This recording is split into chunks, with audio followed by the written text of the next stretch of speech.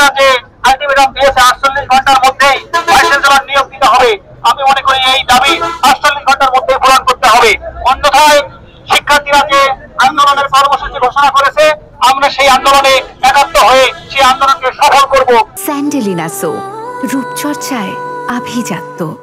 আগামী সোমবার সকাল 11টার মধ্যে আমরা ভাইস চ্যান্সেলর চাই। শিক্ষার্থীরা ঘোষণা দিয়েছে যে আমরা ওই সময়ের মধ্যে যদি ভাইস চ্যান্সেলর নিয়োগ না হয়, আমরা পুরো উত্তরবঙ্গকে বাংলাদেশের সাথে বা ঢাকার সাথে আমরা